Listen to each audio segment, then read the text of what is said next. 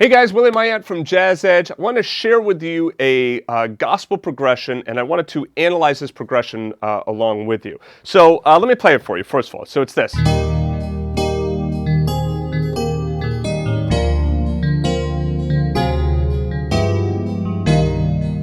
Now, the musician that I was watching perform this was analyzing it as a 1 chord, right? And I'm in agreement of that. But then they were calling this a 5 chord with 7 in the bass. And then they were calling this a 7/3 chord to a 6. Okay? So in certain circles, that analysis would work fine, okay? But if you're going to go to music school, that would most likely be labeled incorrect, because that's not, everything comes off of our diatonic harmony, okay? And our diatonic harmony, if we're in the key of E flat, we have our 1 chord, our 2 minor, our 3 minor, 4 major, 5 dominant 7th, 6 minor, 7 minor 7 flat 5, some people call it half diminished, all right, back to 1. So this means when we say a 3 chord, the 3 chord really needs to be a minor chord. If it's not a minor chord, then we're really not playing a 3 chord. The reason this is so important is that, if I'm out on a gig and I tell a musician, oh yeah, it's a 3 chord, all right, and they're a guitar player, a chordal instrument, or, they're going to improvise over it. Now, if they're thinking minor and then I throw them this, well, guess what? That kind of stuff conflicts, doesn't it? So it's really important that we get the analysis right so that the circles that we're working with know what it is that we're talking about. So what I'm doing is I'm giving you kind of like more of a jazz gospel analysis. It's not that the analysis that this musician was doing was wrong. It's just a different analysis. So I want to give you my take on this. So first of all, this I would call an E flat chord. This is the 1 chord, right? That's fine. And then this one here, this B flat chord, which by the way, see how I'm adding in the 9th there, right? Or the 2nd. Right? This would be called a 5, right? Not 5/7, but I would call this a 5/3. And notice how I'm putting in that slash chord. And a lot of times what we would do is we would do stuff like this. We would put in B flat over D, like that. That's really how we would write this. Okay, this B flat over D. Now, a lot of times when we're analyzing, we're using those Roman numerals, and the reason for that is, especially right here, you see how that's a lowercase 3? This lets us know that it's a minor sound, right? Uppercase is major, lowercase is minor. All right, so anyway, right here we have this 5/3. The reason that that's important to know that it's 5/3 rather than 5/7 is if you said 5/7, I'm going to be thinking that, which is a cool sound, don't get me wrong, but if I'm playing that and you're playing that, we might not get into a little bit of conflict there, okay? So this is really the 5 chord over the 3rd. We always analyze it based upon the chord. So it's not analyzed based upon the key. When we're talking about these slash chords, this like slash stuff like this, B flat over, like anytime we're saying over, we need to be thinking in terms of the individual chord. For instance, let's say I have my E flat chord and I say this is E flat over the 3rd. This is E flat over the 5th. E flat over the 6th, E flat over the 7th, E flat over, just E flat. And that all works perfectly because that's the 1 chord in the key. Let's say I went to the 3 chord, G minor. Well, this is G minor. This would not be G minor over 5 because B flat is the 5th of the key. No, it's G minor over 3, right? So it's the 3 minor over 3. Okay? So anyway, back to my B flat over D, right, or the 5/3. Okay, so here this now moves on to that D7 chord. Now they were calling this a 7 then to 3. I want to call it a 7/3. And the reason is that a 7 chord typically is that minor 7 flat 5. So anytime, like if I tell a musician, hey look, it's a 7 chord, they're going to be thinking minor 7 flat 5 or that half diminished sound. So this dominant chord, we would call it a 5/7 of. All right, notice this is 5/7 and the slash there means of. We say of, so 5/7/3. Now you notice here though we have this parentheses around here. Why the parentheses?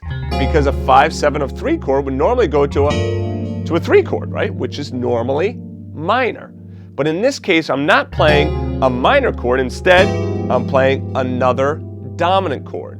So since this D7 chord is not resolving to where it should, we call this a deceptive resolution. So here it's being deceptive.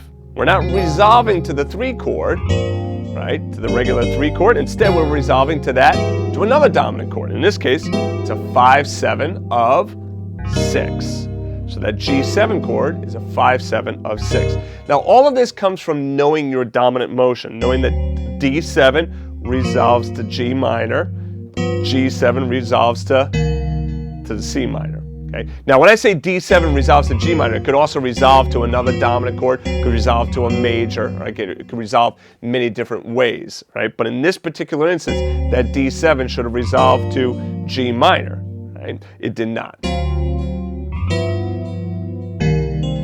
Now, why does it matter? Why don't we just call it 7-3-6? Why should we call it 5-7 of 3 and then 5-7 of 6? Why does that matter? Because as you start to learn scales, now you know that certain chords can utilize certain scales, and then you're able to use this for your improvisation right away. So, for instance, an altered scale works perfectly over these dominant chords, especially anytime you have any kind of like sharp this or flat that altered scale works great. So here, if I know that's a 5-7 of 3, right, and I know it's a sharp 11 in there, that's sharp 11, I could throw that altered scale right in there. And now I have a scale that's going to work perfectly for improvisation. When I go to the G7 and I know I have the flat 9 in there and the 13, I could throw that half whole diminished scale in there, right? Half, whole, half, whole, half, whole, half, whole.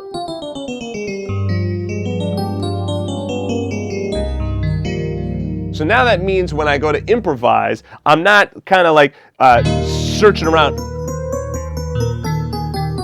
like trying to find out what note is going to work. I know, hey, my 1 chord,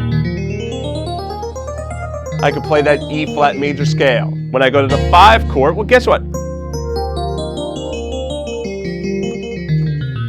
I could still use that E flat major scale there, or I could even, if I wanted to, throw in that natural 7th, depending on the sound of that B flat. All right. A lot of times, what I could use is just that major pentatonic scale. All right. When I go to the D7, I know I can use that altered scale. When I go to the G7, I know I could use that. I could use the altered scale here as well, if I wanted to. Or I could utilize that half whole diminished scale. And then when I go to the 6th chord, I can use that E flat major scale again, starting on C. Now, I just gave you a real lot of theory there, right? And that's pretty advanced. So, you know, if that's like way over your head, let's break this down into what it is that you really need to know. The first thing you need to know is when you're talking about slash chords, when you say that it's this chord over that note, analyze it based upon the chord. So if I'm saying that's G minor 7, yeah, okay, this is G minor 7 over 7, because it's over 7 of the chords. Okay, it's over 7 of the chords.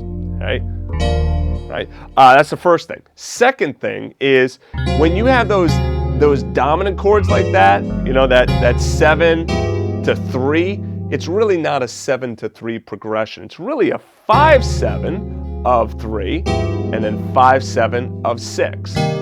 And the reason that that's important is that just like, you know, if you're going to go talk to a doctor, you know, you don't say like that thing hurts. You know, they like one doctor to another doesn't say, yeah, well, their elbow bone hurts. No, there's like a name for this kind of stuff. You know, so there's a vernacular and there's a way in which professionals communicate with one another because it's faster. And then it also, in another way, lets them know that, hey, you know what it is you're talking about. So when you want to go talk to another musician, you start saying things like 7 to 3 to 6, depending on which circles you're roaming in, they might say, well, wait a minute, what do you mean by 7, 3, 6? So it may add some confusion there. So typically what you need to know is you need to try and learn all of these different ways of analyzing, okay? So that then if you hear a musician say, oh yeah, that's a 7, 3, 6 progression, All right, so you know, okay, I know what it is that they're talking about. So in the back of your mind, you have some processing going on, and you say,